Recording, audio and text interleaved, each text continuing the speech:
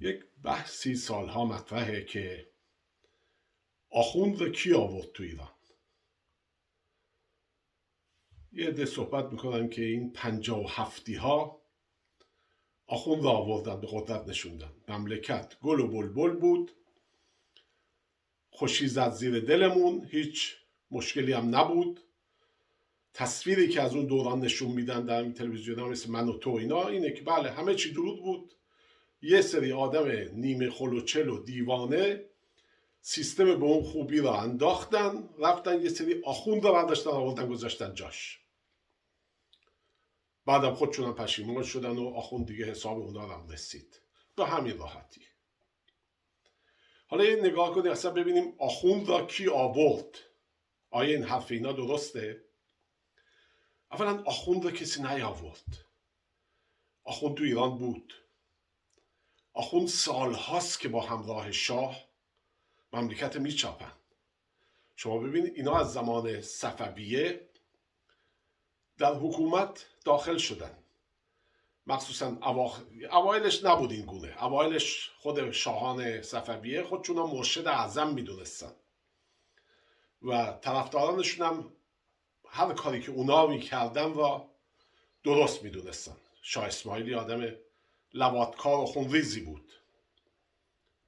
20,000 نفر را در آذربایجان فقط کشت که سنی بودن، به جرم سنی بودن اینا را کشت. یه آدم جنایتکاری بود، ولی چون مرشد اعظم میدونستنش طرفداراش براش هر کاری انجام میدادن. در جنگ چالدوران ما دیدیم دیگه، بیشترین جانفشانی ها ایرانی ها انجام دادن در اون جنگ. چرا؟ چون اعتقادات مذهبی داشتن. در زمان آخرای صفویه، یعنی در دوران شاه سلطان حسین، آخونده آمدن، یعنی فقها تا اون زمان در کنار صوفیان بودن و اونها بودن که همه کاره مملکت بودن. در اواخر اینها قدرت گرفتن. قدرت گرفتنشون هم همین باعث شد که مملکت به اون روزی بیفته که دیدیم. از اون به بعد شما در دوران قاجاریان رو نگاه کنید، اینها در قدرت بودند، یعنی سیستم خودشون در موازی با سیستم شاه داشتن. شاهان مالیات میگرفتن، اینا خمس و زکات میگرفتن. دستگاه قضاییه، دستگاه شرع و قوانین شرع، محاکم شرعیه در اختیار آقایون بود.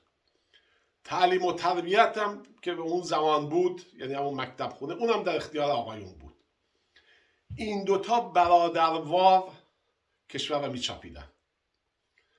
برادروار مردم را در حماقت نگه میداشتن که بتونن بر اینا سواری بگیرن.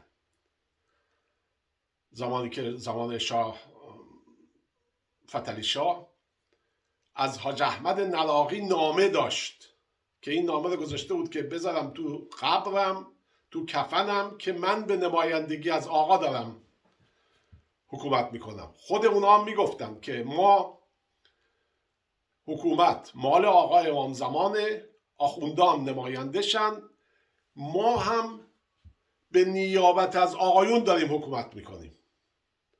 در همون زمان بودن افرادی مثل محمد باقر شفتی.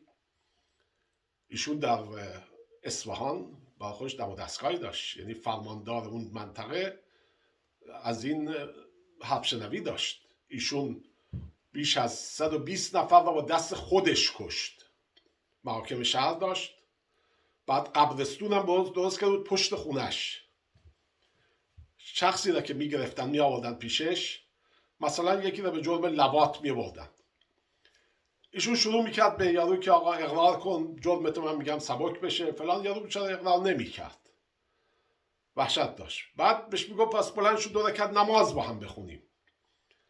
2 رکعت نماز که میخوندن، این شروع میکرد در نماز به گریه کردن. شما ببین مجنون را ببین چه تیپ افرادی بودن و هستن این آخونده، که یا جدا اینه ببخش، این اگه خطایی کرده من ضامنشم فلان. خلاصه گریه زاری. آخر طرف را مقول می آورد که بله من یه همچی کاری کردم و منم بیا از خدا درخواست بخشش کنیم. به محض اینکه این اقرار میکرد گردنش میزد. خودش برش نماز میت میخوند. قبرستون پشت خونش هم چال میکرد طرف.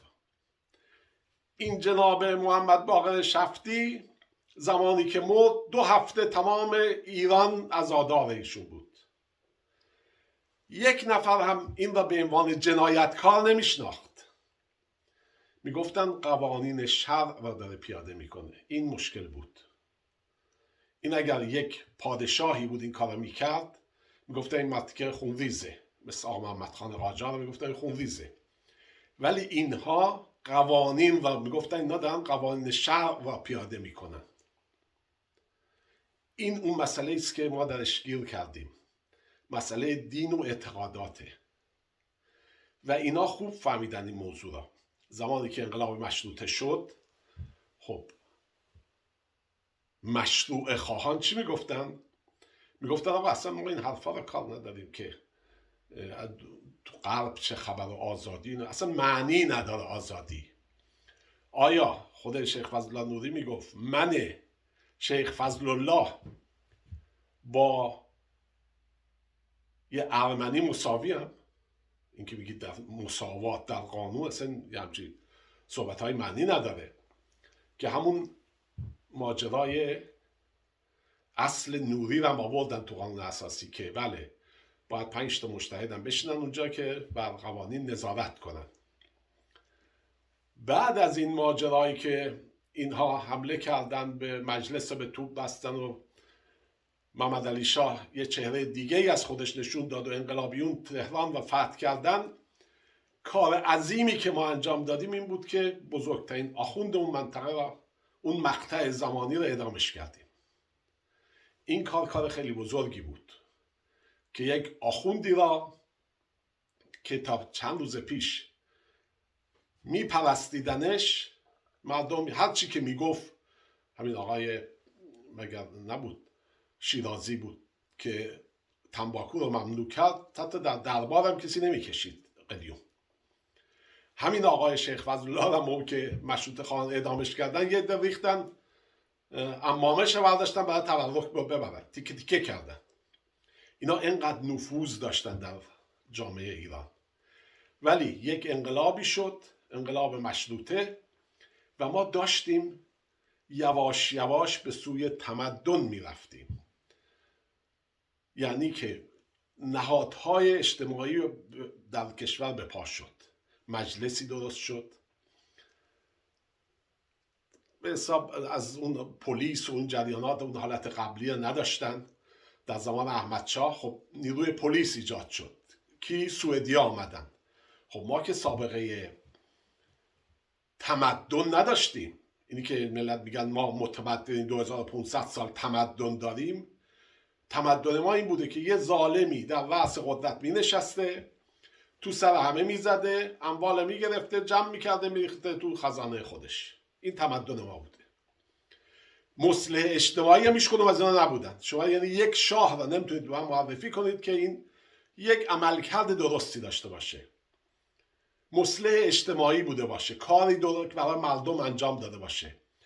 ببینید بعض وقتا اینا مقایسه میکنند ملت که بله اروپا هم پادشاهی، ببینید کشورهایی مثل دانمارک و نروژ و سوئد اینا هم پادشاهی هستن و ببین چقدر پیشرفت کرده. میگیم بله اینا پادشاهی نیستن، اینا جمهوری هن. اتفاقا چرا؟ یعنی چون عقل جمع در اینجا تصمیم میگیره، در اونجا یک فرد نیست. بعدم سیستم اینها همیشه اون زمانی هم که پادشاهی بودن، پادشاهانشون زمیندارای بزرگ بودن که کشور را اداره میکردن. پادشاه مطلقی که هر کاری دلش بخوادم نداشتن. مال ما استبداد شرقی بود. استبداد شرقی یعنی یک پادشاه بالای تمام امور بود. ما همه رعایا بودیم، میتونست ما را بکشه، میتونست ما را از 0 به 100 برسونه یا از 100 به 0 برسونه. همونجور که تو داستان‌های ما دیدید دیگه، پادشاه روزی از گوشه میگذشت و از یکی خوشش آمد یک کیسه زر بهش داد. یه حساب کتابی نبود، مال خودشه، تمام مملکت مال ایشون بود. ولی حکومت‌های مثل انگلیس و نمیدونم نروژ و دانمارک این گونه نبود که بیان اینا اولا یه زمانی کشیدن کنار یعنی بعد از انقلاب فرانسه فهمیدن این گونه نمیشه دیگه اداره کنیم مملکت ها. در همون مقطع اینا به حساب با نیت خودشون آمدن قدرت را دادن به مردم، نه اینکه با پس کردنی بیرونشون کنی، نه اینکه بزنی در کونشون بندازیشون بیرون بعد بیان بگن ما 2 مرتبه بعد از 50 سال بگن ما میخوایم باز حکومت کنیم. پادشاه در کشور بود، آزادی رو به مردم داد، به احترام اون جریان نگرش داشتن. اونا هم انقلاب نکرده بودن، نمیکردن که کل جامعه رو دگرگون کنن. جامعه به حساب فئودالی اون زمان را میگفتن اینم یکی از فئودال هاست، زمیناش هم نگه داره، هم احترامش هم داریم به علت سابقه ای که داشته. این مال ما فرق میکنه. مال ما یک سری مستبد خونریز و نیمه دیوانه و خلوچل. یعنی شما به این بدترین نوع حکومت، یعنی در گذشته خب همه جا بود، در اروپا اینا بود، ما عرض کردم به این صورت، نه به استعمال ما که پادشاه مثلا امیرکبیر کشت، جوابگوی کسی نبود، قانون نبود در کشور. این مسئله بود. کشورهای اروپایی قانون داشتن، قانون بهتر میخواستن. مال ما اصلا چیزی به نام قانون وجود نداشت. حتی قوانین شهر را هم خود پادشاه رعایت نمیکردن. شاه عباس موقعی که پسرش میکشه به چه دلیل؟ به چه اون جرمی نکشت؟ موقعی که میاد قائم مقام فراهانی رو خفه میکنن، یک نپرسی آقا ایشون شما به چه جرمی خفه کردی؟ هیچ، دلش خواسته. کسی از اینا سوال جوابی نمیتونست بکنه. یه سری افراده. بعد این نوع سیستم که شما فکر کن یکی بمیره بعد پسرش، حالا معلوم نیست چه خلوچلی هست، بیاد این بشه جانشینش. من یه داستانی به شما عرض کنم. ناصرالدین شاه، خب اینا همه نامتعادل بودن افرادی. در خاطرات فرخ السلطنه آمده که یه روز من دیدم منو صدا کردن بیایید به دربار. من رفتم دیدم خان قبله عالم نشسته با موچول خان دارن با هم دیگه شطرنج بازی میکنن. بعد میگه یه دفعه موچول خان ما دیدیم گفت کیش و مات. به محض که این حرفا زد یک مرتبه قبله عالم غضبناک شد، با لغت زد زیر شطرنج و مهره فیل رو هم گرفت کرد تو دماغ موچول خان. بعد گفت بخوابونید این پدر سوخته را و این مهره های شطرنج رو در ماتحتش فرو کنید. بعد زمانی که تومون اینه کشیده بودن پایین، یه دفعه میبینن که این موی زهارش رو رنگ کرده با حنا.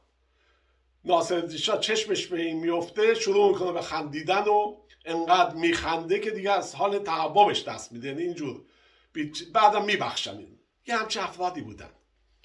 ایشون که مرد کی آمد پشتش؟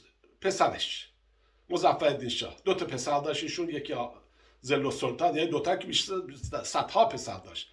2 تا بودن که بزرگترین بودن. ضلالسلطان از این بزرگتر بود، حاکم اصفهان، مرد بسیار خونریز و بیشرفی هم بود، ولی چون مادر قاجاریه نبود اون نخواستن مظفرالدین شاه. مظفرالدین شاه من یه داستانی باز ازش میگم، از قول تقی‌زاده و در چیز بوده. ایشون در آلمان در سفارتخونه کار میکردن. بعد میگه که در سفیر جدید آمد به آلمان به نام صدیق السلطنه که ما به حساب رفتیم استقبالش و گفتش که انبار خالیه از زغال و اینا میخواستن بنویسید بیاد. ایشون میگه من بهش گفتم آقا این که انبار ما چند روز پیش پر کردیم. یه دفعه گفت پرید به من که تو میخوای به من تهمت بزنی که من دارم این ور اونور میکنم، چیز میبرم منزل خودم استفاده میکنم، سوء استفاده میکنم. گفتم آقا نه، بنا کرد فحش دادن. بعد کی اونجا بود؟ جمالزاده اونجا بود که منشی بود و اون به اون بنا کرد فحاشی کردن. جمالزاده هم بلند شد خودکارشو گذاشت و رفت. تقی‌زاده میگه من به جمالزاده گفتم میدونی این شخص کیه؟ همین آقای سفیر. میگه گفت نه این کیه؟ گفت زمانی ما داشتیم نگران مرگ مظفرالدین شاه بودیم که مظفرالدین شاه قبل از اینکه بمیره این قانون مشروطه را امضا کنه. میگه رفتیم پیش پزشک اسکاتلندی داشت، بهش گفتیم این شخص را شما میتونید سر پا نگهش داری، چند وقتی که نمیره این، چون خیلی بیماریش بالا گرفته بود، که ما بتونیم اینو به توشیح ایشون به قول معروف برسونیم. گفت دکتر گفت آقا این هیچ چیش نیست، ضعیف المزاجه. اونم دلیلش اینه که این آقا صدیق السلطنه هر روز میاد میره زیر کرسی بغل میشینه، روزی 3-4 بار آلت ایشون رو میماله تا اینکه ایشون ارضا میشه. این اگه ازش پیشش ببرید این درست میشه. این همونیه که الان شده سفیر ایران در آلمان. منظورم اینه که این تیپ افراد را پادشاه بودن در مملکت ما، نه تمدنی بود نه فرهنگی بود، هیچ. بعد میگم انقلاب مشروطه شد، در انقلاب مشروطه آمد مملکت پا بگیره که انقلاب اکتبر روسیه اتفاق افتاد. انقلاب اکتبر باعث شد که انگلیس ها وحشت کنن از اوضاع احوال ایران، شروع کردن با احمد شاه به مذاکره که آقا بیا شما یه مقدار یک رفرم هایی در این مملکت انجام بده، ما هم کمک میکنیم. یعنی اونا میخواستن در حالت قیومیت ما رو به عهده بگیرن، چون میدونستن نمیتونیم ما بچرخونیم، این کاره نبودیم. احمد شاه شروع کرد به مذاکره با اینها که قبول نکرد. به خاطر اینکه قبول نکرد ایشون رو انداختن و شخصی آمد به نام رضاخان که اون دیگه از شروع کرد و از مشکل عمده مملکت اون زمان مسئله نفت بود که این آقا 16% بیشتر با ما نمیدادن انگلیس ها، 16% هم ایشون میریخت جیبش در حسابش تو لندن که میگم من میخوام سلاح بخرم. حالا این داستان رو میگم، اینا رو ما بعدا دونه دونه دنبالش میگیریم و این آقایون رو میخوایم معرفی کنیم ما به جامعه، یکی شاهان یکی هم علما. ببینید الان شما سالهاست که ما حوزه داریم، حوزه های مختلف، قبلا نظامیه ها داشتیم، محصول اینا چیه؟ هیچ. خب این همه مراکز علمی باید در یه زمینه هم پیشرفت داشته باشن دیگه. اینها فقیهن. فقیه یعنی چی؟ یعنی کسی که میره در قرآن کند و کاوش میکنه، استخراج میکنه علوم رو از قرآن. بعد در قرآن چی هست که حالا فقط همین یک کتاب هم دارن، بقیهش حدیث و اینا دیگه روایت و مزخرفاتی است که میان میگن. ولی اصلش که اینا خودشون فقیه میدونن اینه که اینا میرن در قرآن دنبال حقایق میگردن. بعد یه جاهایی هم به مشکل برمیخورن. من دیروز داشتم سخنرانی آقای سروش رو گوش میدادم. این آقا داشت میگفتش که من وصیت کردم منو در کنار قبر ملا محسن فیض کاشانی خاک کنم. بعد آدم میره میگه آقا اینا کیان؟ ملا محسن فیض کاشانی کیه که آقای سروش اعتقاد داره این شخصی آدم خیلی مهمیه؟ بعد مثلا من یه نمونه از چیزی که از کتاب این برای شما عرض کنم راجع به جنه. ببینید این جن خیلی موضوع جالبیه، اینا درش گیر کردن. اگه بیان بگن آقا جن چیز مزخرفیه، اصلا معنی نداره، اصلا چیزی به نام جن وجود نداره، دچار اشکال میشن، چون در قرآن آمده. ایشون اعتقاد داره آقای ملا محسن فیض کاشانی که اجنه هم مثل انسان، یعنی خداوند هر جا که اسم انس آورده اسم جن هم بغلش آورده، اینها هم مثل ما زاد و ولد میکنن. اینها از ما از 4 عنصر آب، باد، خاک، آتش درست شدیم، اینها از 3 عنصر آب، باد، آتش، خاک نداره توشون. به خاطر همین هم اینا راحت میتونن برن بالا، یعنی پرواز کنن. و ما انسان ها موقعی که با هم تماس میگیرن زن و مرد با هم دیگه از طریق منی ما تولید مثل میکنیم، ولی اجنه از طریق هوا یعنی باد میدمه به واژن اون جن مؤنث. خب شما یه همچی شخصی، یه همچی افکاری، این چی میتونه به علم و دانش بده؟ اینا علومی دارن به نام لیمیا، کیمیا، هیمیا، ریمیا. هر کدوم اینا رو ببینید برید دنبالش بگید چی. یکی علمه، اینه که کیمیاست، تبدیل کنیم به طلا. نمیانم اقرار کنم که آقا این برنامه تو کله خیلی ها بود در گذشته که اجسامی مثل مس و اینا تبدیل به طلا کنن، بعد فهمیدن اصلا از لحاظ شیمی امکان پذیر نیست. این الان هم نمیان اقرار کنن، میان میگن که این شدنیه، منتها گرون تموم میشد. نمیدونم هیمیا یعنی شما تسخیر ارواح را تسخیر کنی، تسخیر جن و ارواح. همه داستاناشون به همین سطحه.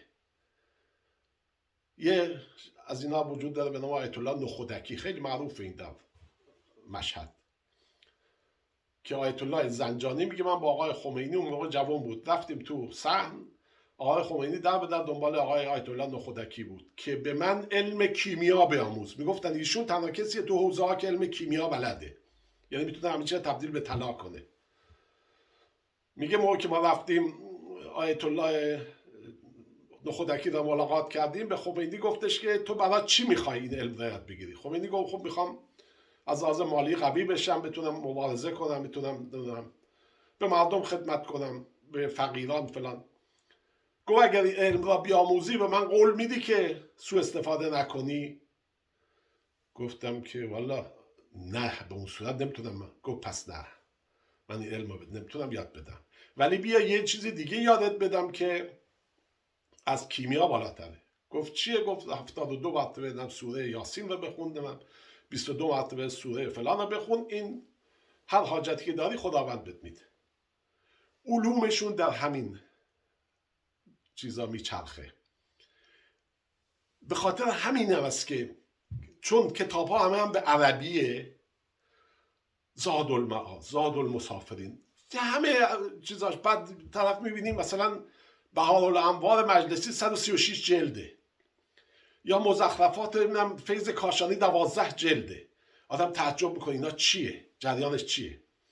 اینا را باید دونه دونه برای مردم روشن کرد که علم اینها چیست و پادشاه هم چه گذشتگی داشتن، که مردم دو مرتبه دنبال این نرن که آقا ما شاه میخوایم، دنبال این نرن که علم پیش آخونداست، نه علمی پیش این هاست، هیچ چیز اینا ندارن. خود اون روز دیدم این آقای اللهیار کنگلو داشت صحبت میکرد، میگفتش که ارسطو اینا مخالف دموکراسی بودن. درست میگه. این اون زمانی رو صحبت میکنه که 20% مردم جامعه هم بیشتر حق رأی نداشتن. در اون 20% ایشون این داشت که اون موقع نه مرده حق رأی داشت، نه زنان حق رأی داشتن، نه جوانان حق رأی داشتن از سنی بالا، و فقط زمیندارها حق رأی بودن. افراد عادی جامعه حق رأی نداشتن. اینا میان یه چیزایی با هم تلفیق میکنن و سفسطه میکنن که باز برگردونن اون داغ و درفش گذشته را و یک سیستم استبدادی رو برپا کنن که در کنار این سیستم استبدادی اینا بیقانونی بتونن بچاپن و ببرن. هر کسی که به شما صحبت از حکومت فردی زد، بدونید یا انسانی است بسیار نفهم، یا بیشرفی است که میخواد کشور را باز بچاپه و ببره. مثل همون زمان شاه رو دیدیم، زمان آخوندم دیدیم، هیچ حساب کتابی نباشه، هیچ قانونی نباشه، هیچ چیزی نباشه، آقایون بخورن و ببرن. ما حالا بحث در اینجا تموم میکنیم، ولی در دفعات دیگه هر جلسه یک جلسه راجع به شاه صحبت میکنیم، یعنی شاهان و نقش اینها در تاریخ، و یه جلسه هم راجع به علما که اصلا کل این جریان چجور پا گرفت و اصلا کتاب‌های اینها چیه و راجع به چیه، و خود قرآن را باشی نگاهی میندازیم ببینیم چه علومی در این قرآن هست که عالم و آدم ازش وحشت دارن و میگن هر چی میخواید در این کتاب هست. میریم میگردیم ببینیم آیا این جن و نمیدونم معراج پیامبر و اینا چیه. این برنامه را بررسی میکنیم. فعلا خداحافظ همگی.